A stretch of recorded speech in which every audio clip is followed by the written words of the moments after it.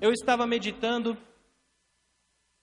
no Senhor e orando e perguntando, Senhor, o que o Senhor deseja falar aos irmãos na tarde deste domingo. E eu então me recordei de um versículo que há muito tempo atrás eu tinha lido e que eu nunca mais tinha me atentado a ele. Um versículo do livro de Lamentações, capítulo 3. E você já pode abrir então sua Bíblia em Lamentações, capítulo 3, versículo 21. Eu, sempre que vejo esse texto, ouço o Senhor a falar bem forte ao meu coração. É um texto que particularmente eu gosto muito, porque fala muito comigo. Logo quando eu me casei, há 5 anos atrás, eu tinha 3 empregos quando me casei. Eu tinha um emprego que eu diagramava um jornal, tinha um outro emprego que eu cuidava de um site e um outro serviço onde eu trabalhava numa agência de propaganda. Tinha 3 empregos quando eu casei. E em menos de 3 meses, 4 meses, eu perdi os 3 empregos. Como se não bastasse a perca de um, que já me faria falta, eu perdi os 3. E eu fiquei sem os 3. E aquele momento foi um momento muito difícil para mim, porque eu tinha acabado de casar. E agora eu estava me vendo em necessidade, tendo que recorrer à ajuda. E é humilhante para alguém que acabou de casar, que estava bem, ter que recorrer à ajuda e pedir emprestado. E às vezes a situação vai piorando, e às vezes nem aquele empréstimo que você fez com o pai, às vezes não dava certo. Complicado, uma situação complicada. E eu me lembro que eu orava a Deus, Senhor, eu sou o homem, né? Eu preciso sustentar minha casa e eu não estou conseguindo, então me dá um emprego.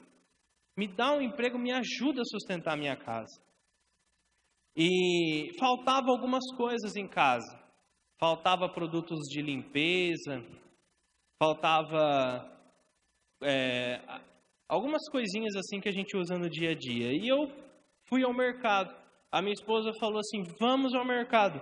Mas não tem dinheiro. Mas vamos, então nós fomos. Sem dinheiro, com R$20. Só que R$20 não comprava 10% daquilo que precisava.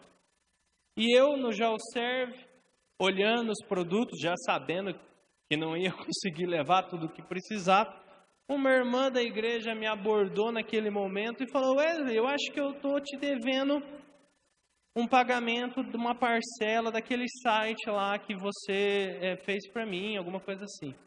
E eu puxei pela memória uma coisa antiga já, eu já nem estava mais esperando, e falei, é verdade. E ela sacou ali R$100 e me deu. E naquele momento eu pude ver o agir de Deus na minha vida. De eu ir para o mercado com R$20, na intenção de comprar todas as coisas, comprar todas as coisas, ainda ter o privilégio de comprar um chocolate para dividir e ainda voltar com um troco. E naquele momento eu pude ver a mão de Deus. Por que eu estou falando isso?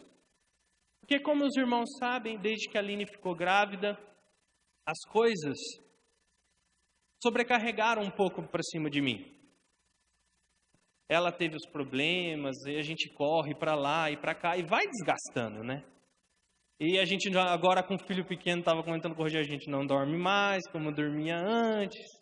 E eu me peguei essa semana desanimado, me sentindo abandonado, me sentindo longe de Deus, falando, Senhor, não sei, me sentindo mal. E foi nesse meu estado que o Senhor me fez lembrar desse versículo aqui.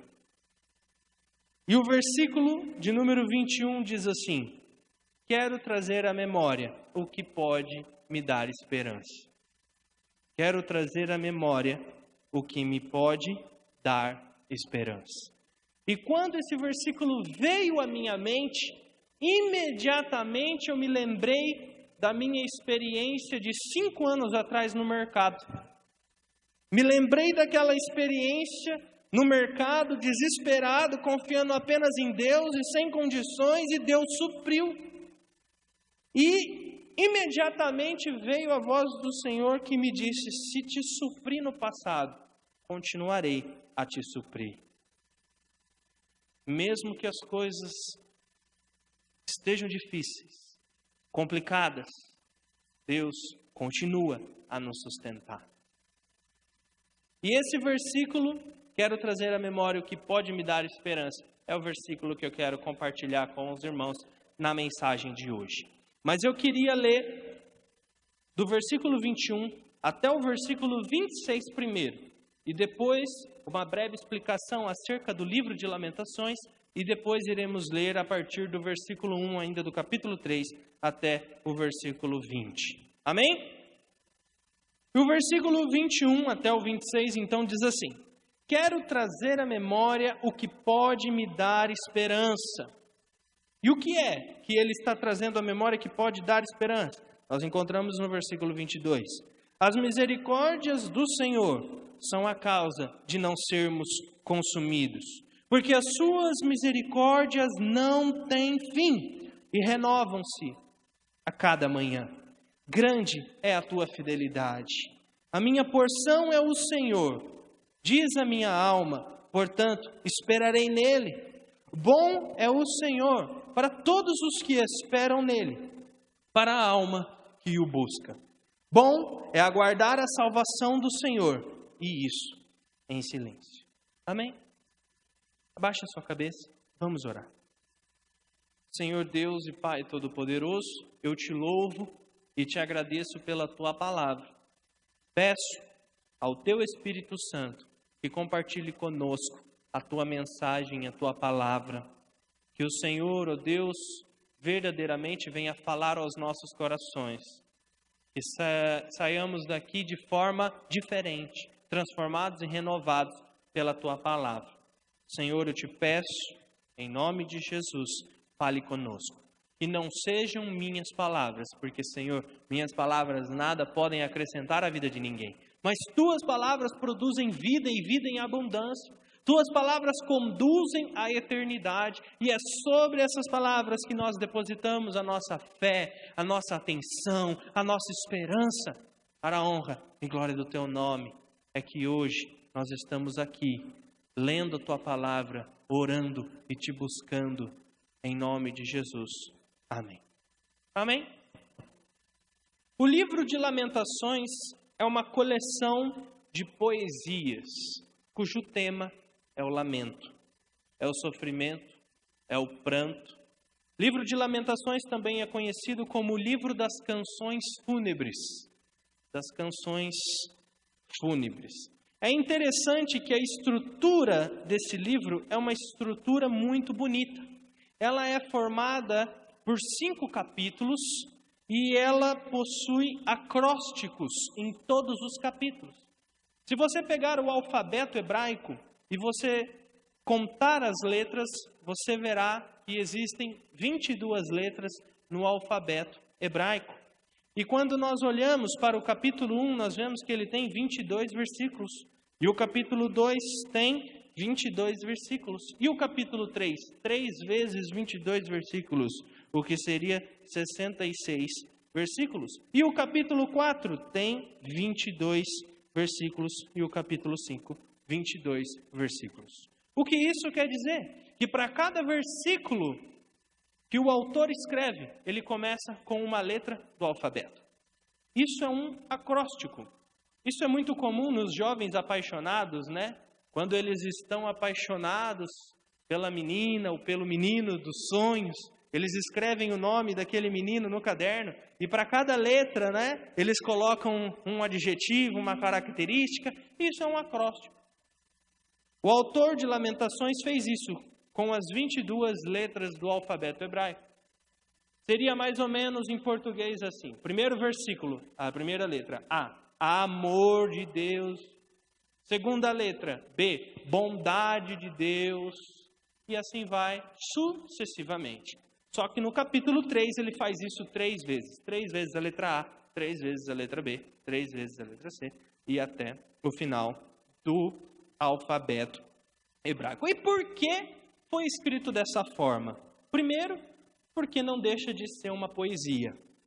Uma poesia muito bem escrita, muito bem elaborada.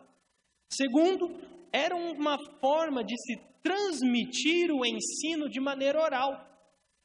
Naquela época, e principalmente na cultura judaica, a transmissão do ensino, o você ensinar ao outro, era feito muito por memorização.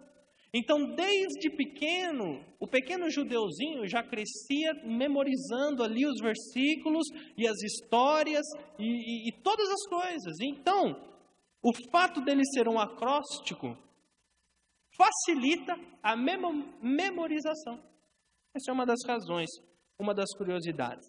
A respeito do autor deste livro, embora nós não lemos no próprio livro uma referência clara a quem o escreve, popularmente, através da tradição, se atribui a autoria deste livro ao profeta Jeremias.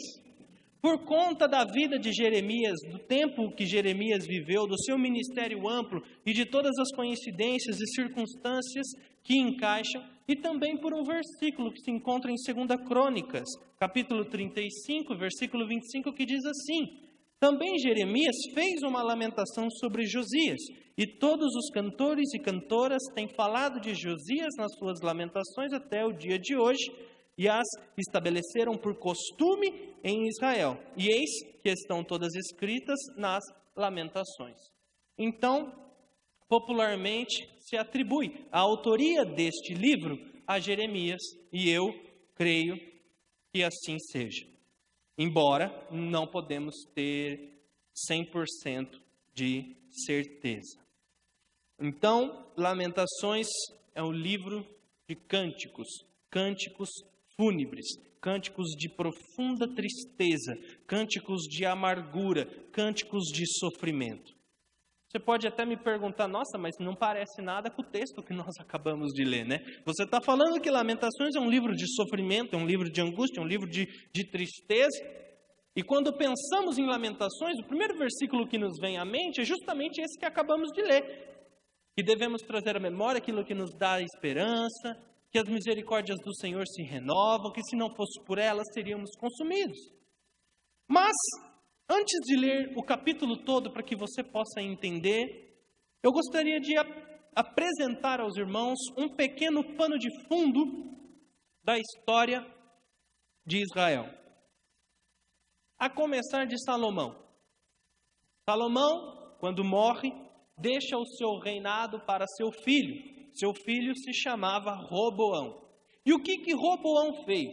Roboão, filho de Salomão, decide então aumentar os impostos.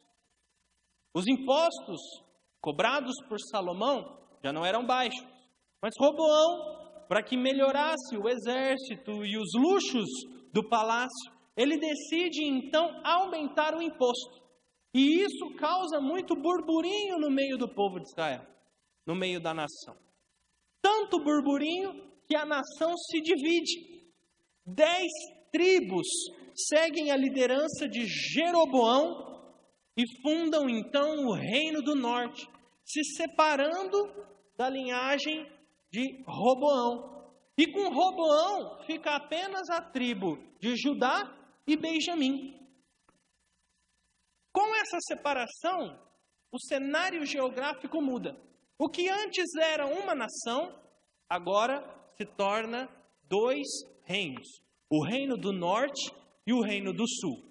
O Reino do Norte, composto por essas 10 tribos que não aceitaram a imposição de Roboão, e o Reino do Sul, composta por essas 2 tribos, Judá e Benjamim, que aceitaram a liderança de Roboão. E assim, temos uma divisão na nação de Israel. A nação do norte, agora independente, começa a se afastar de Deus. Começa a dar ouvidos a pessoas que diziam que deveriam adorar a outros ídolos. A iniquidade começou a crescer e Deus começou a levantar os seus profetas para repreender a nação do norte. Arrependei-vos, arrependei-vos, arrependei-vos, virá juízo se não vos arrependeis, virá juízo, virá juízo. E eles não se arrependeram, não se arrependeram. E o que aconteceu? No ano 722 a.C., o reino da Assíria, com a permissão de Deus, por antes já muito advertido, invade o reino do norte e traz cativeiro, faz cativo todas aquelas 10 tribos que compunham o reino do norte, cuja capital era Samaria. Agora, o reino do norte está cativo dos assírios. E com isso, vem muito sofrimento, vem muita dor, muita tristeza, muita fome para todo mundo. Para vocês terem ideia, um dos relatos mais impactantes da palavra de Deus acontece sobre domínio dos assírios. Um dos relatos mais perturbadores da palavra acontece num período de grande fome, narrado no livro de 2 Crônicas. Uma mulher em prantos à porta do rei grita: Meu rei! Meu rei! Meu rei, me ajude, me ajude! O rei, espantado com aquilo, mas sem dar muita bola, diz: Minha filha, o que eu posso fazer por você? Não posso fazer nada, para com isso. Mas, tá, por que você está assim? Eu estou assim porque eu combinei com uma amiga minha. Nós duas tínhamos um filhinho pequeno. Eu tinha um, ela tinha outro. E nós estávamos com fome. E ela propôs para mim: por que nós não cozinhamos o seu filho hoje, para que nós não morremos de fome? E amanhã nós cozinhamos o meu, e assim nós fazemos a nossa última refeição e podemos então morrer. E eu aceitei. Eles cozinharam o filho dessa mulher, e eles comeram. E quando chegou a hora de cozinhar o filho da outra mulher, ela não permitiu. E ela ficou indignada e foi reclamar ao rei. O rei, diante dessa situação, rasgou suas vestes. Esse é o tipo de sofrimento que a invasão assíria trouxe ao reino do norte. Enquanto o reino do norte estava sofrendo na mão dos assírios, o reino do sul estava experimentando um avivamento. Eles estavam se aproximando de Deus, eles estavam buscando a Deus, e eles estavam buscando a Deus através de um rei, um homem bom chamado Josias, que estava restaurando ali a adoração a Deus. Mas eles começaram com o tempo a abaixarem a guarda. Eles olhavam para o irmão do norte, escravo agora, e eles diziam: isso nunca acontecerá conosco. Nunca. Nunca acontecerá conosco. Porque, afinal, nós estamos em Jerusalém. Nós estamos aqui com o templo. E se o templo está em Jerusalém, Deus nunca permitirá que se invada Jerusalém. Porque Deus habita no templo. Então eles começavam a dizer que eles eram imunes. E que isso jamais poderia acontecer com eles. Mas isso não é tudo. Quando nós olhamos para o livro de Jeremias, no capítulo 15, nós vemos o Senhor falando com dureza para aquele povo, para o reino do sul. Olha o que Jeremias, no capítulo 15, diz. Agora estou falando do livro de Jeremias mesmo. No versículo 1. Disse-me, porém, o Senhor dizendo a Jeremias, ainda que Moisés e Samuel se pusessem diante de mim, meu coração não inclinaria para este povo. Lança-os de diante de mim e saiam. Já pensou? Já pensou? Deus dizendo que ainda que Moisés e ainda que Samuel intercedessem, ele não ouviria. E Deus continua dizendo, quando te perguntarem, Jeremias, para onde iremos? Então você terá que dizer, assim diz o Senhor, o que é para a morte, para a morte. O que é para a espada. O que é para a fome. E o que é para o cativeiro, para o cativeiro. Porque os punirei com 4 sortes de castigo, diz o Senhor. Com espada para matar, com cães para arrastarem, e com aves dos céus e feras do campo, para os devorarem e destruírem. Entregá-los-ei para que sejam um espetáculo horrendo para todos os reinos da terra por causa de Manassés, filho de Ezequias, rei de Judá, por tudo quanto fez em Jerusalém. Pois quem se compadeceria de ti, ó Jerusalém? Ou quem se entristeceria por ti? Ou quem se desviaria a perguntar pelo teu bem-estar? Tu me rejeitastes, diz o Senhor, voltastes para trás. Por isso, levantarei a mão contra ti e te destruirei. Estou cansado de ter compaixão. E Deus ainda usa também Jeremias e fala para Jeremias, depois daquele avivamento que eu citei, passou 300 anos, tá? Nós estamos mais ou menos no ano 500 agora, antes de Cristo. E olha o que diz também no capítulo 7 de Jeremias. Diz assim, a palavra que da parte do Senhor foi dita a Jeremias, põe-te à porta da casa do Senhor e proclama ali esta palavra e diz, é Deus dizendo para Jeremias, olha, vai lá para a porta do templo e é para você falar para eles isso que eu estou dizendo agora. E que mensagem é essa? A mensagem é essa, ouvi a palavra do Senhor. Ouve a palavra do Senhor, todos de Judá, vós que entrais por estas portas, para adorares ao Senhor. Assim diz o Senhor dos Exércitos, o Deus de Israel, emendai os vossos caminhos e as vossas obras, e eu vos farei habitar neste lugar. Não confieis em falsas palavras, dizendo, templo do Senhor, templo do Senhor, templo do Senhor é este. Mas, se deveras emendardes os vossos caminhos e as vossas obras, se deveras praticardes a justiça com o seu próximo, e não oprimides os estrangeiros, e os órfãos, e a viúva, nem derramares sangue inocente neste lugar, nem andares após outros deuses para vosso próprio mal, eu vos farei habitar neste lugar, na terra que dei a vossos pais, desde os tempos antigos e para sempre. Eis que vós confiais em palavras falsas, para que nada vos aproveitam. O que é isso? Furtais, matais, cometeis adultério e jurais falsamente, queimais incenso a Baal e andais após outros deuses, e depois vindes e vos postes diante de mim nesta casa que se chama pelo meu nome e dizei, estamos salvos? Sim, só para continuardes a praticar essas abominações? Será que esta casa que se chama pelo meu nome é um covil de salteadores?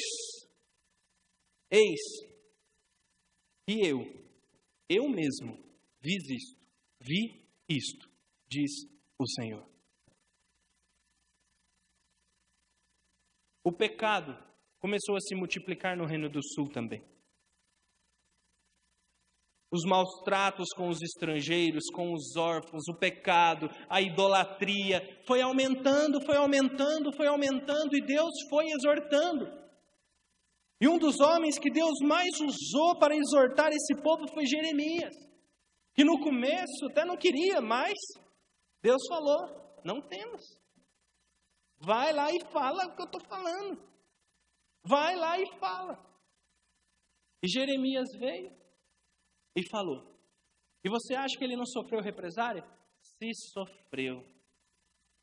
Ele foi expulso pelos seus, maltratado, jogado em cova, passou preso muitos anos de sua vida, porque se atreveu a falar a verdade que ouvia da parte de Deus.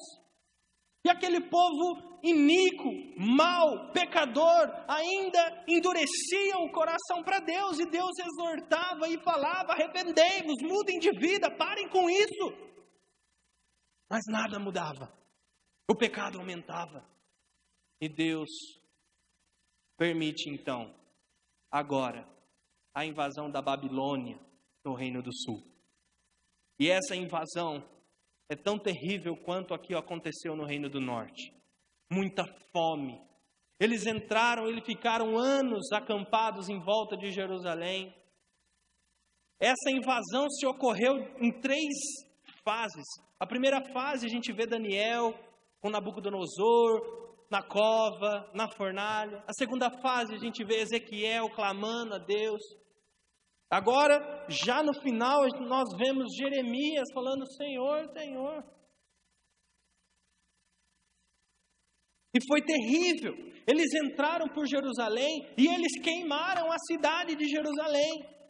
Não apenas queimaram a cidade, mas queimaram aquilo que dava um pouco de segurança a eles, que era o templo.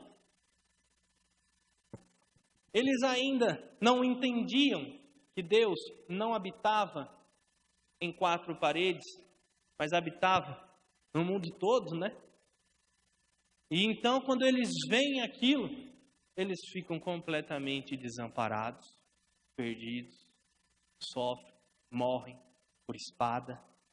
E todas aquelas profecias que anteriormente eu li do livro de Jeremias se cumprem agora no ano 528, se eu não me engano.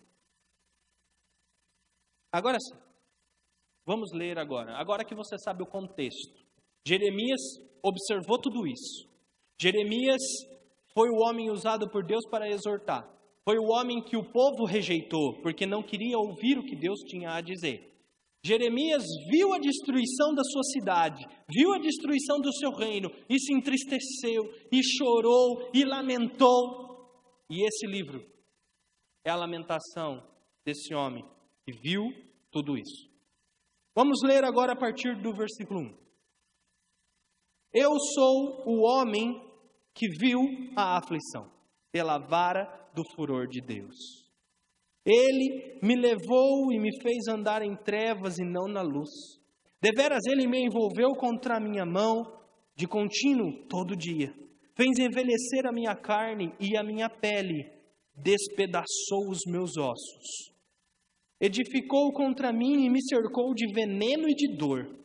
Fez-me habitar em lugares tenebrosos, como os que estão os mortos para sempre. Cercou-me de um muro e já não mais posso sair. Agravou-me os grilhões de bronze. Ainda quando clamo e grito, ele não admite a minha oração.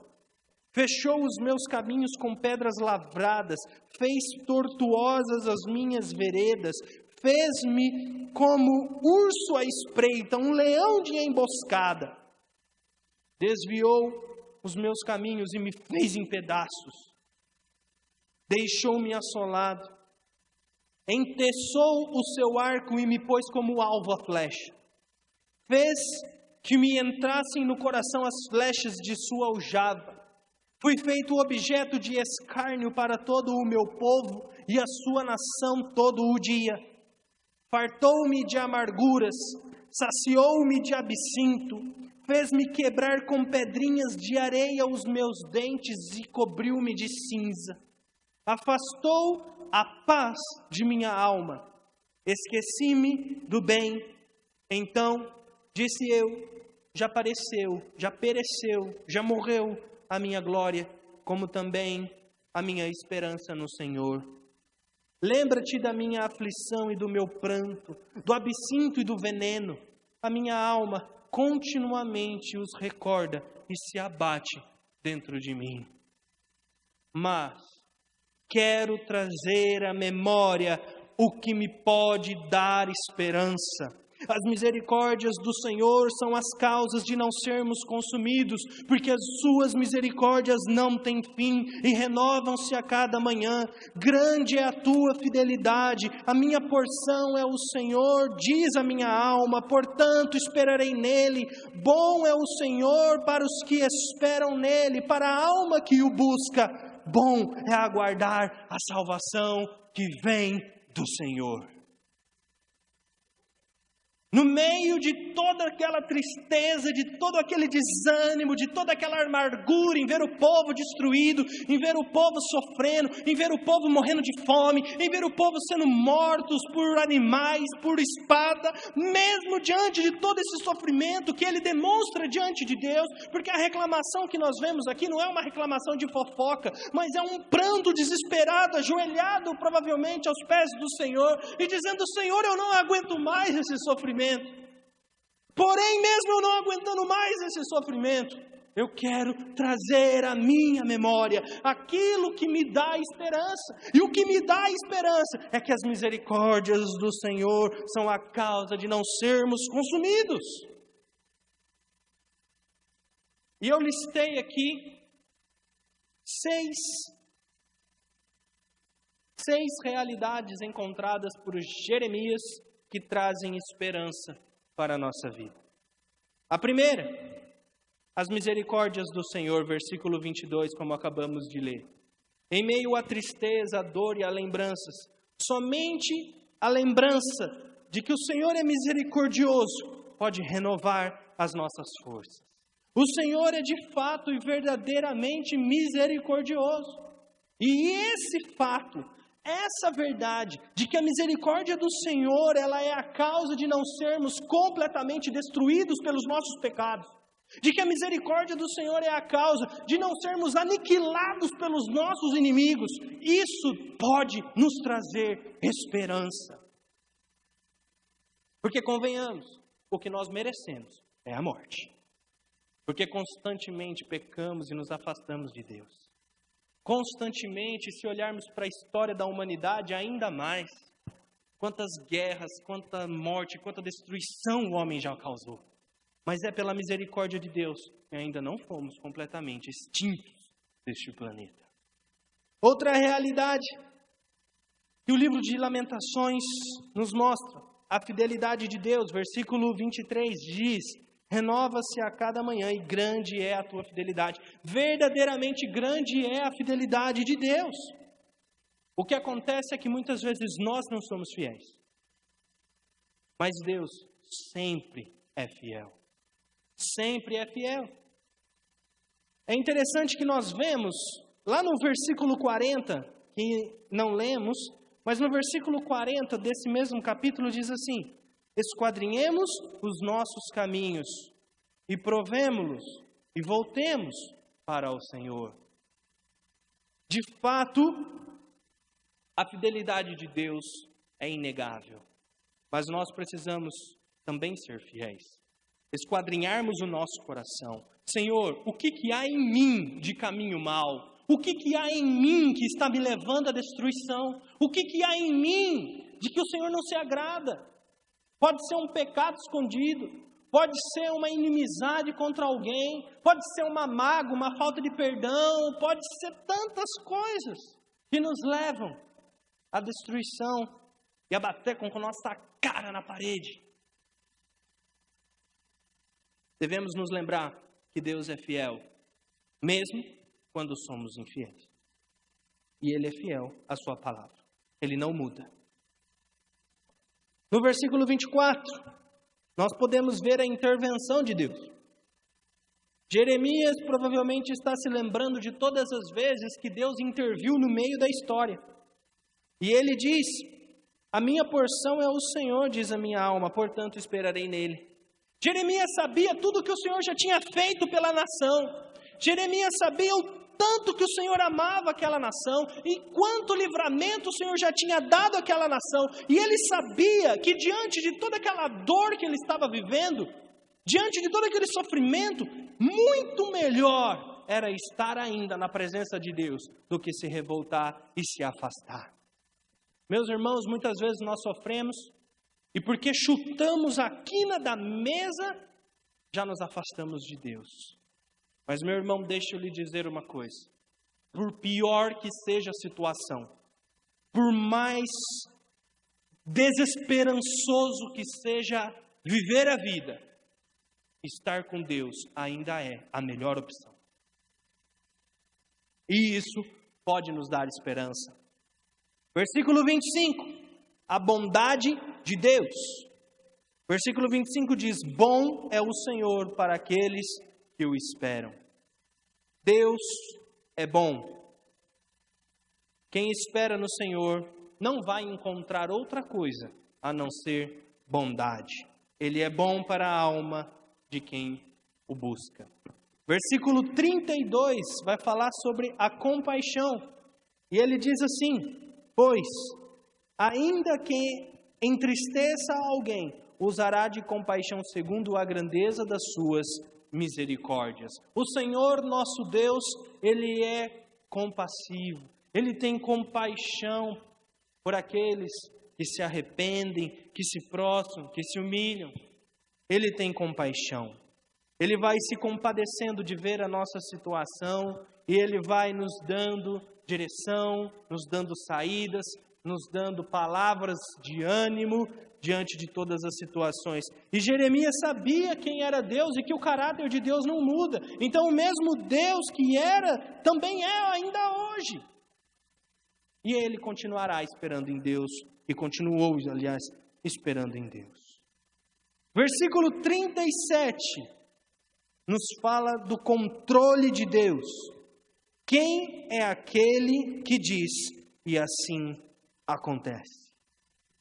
Deus está no controle. Meu amado, minha amada, mesmo que Deus te diga não, o não de Deus é a melhor opção para a sua vida. Creia nisso. Aceite a repreensão de Deus, mude de vida, transforme a sua vida e viva para Deus. Ele está no controle de todas as coisas. Depois de lamentar e chorar, o livro de Lamentações nos aponta para a misericórdia do Senhor.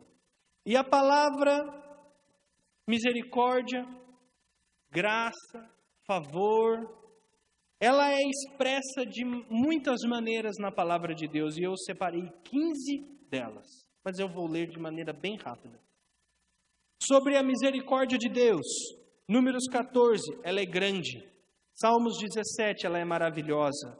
Salmos 86, ela é abundante. 1 Crônicas, ela é eterna.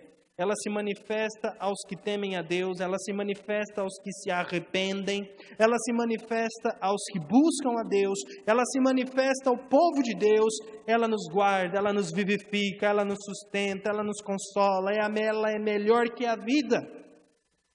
Ela pertence a Deus, ela é a causa de não sermos consumidos e ela não tem fim.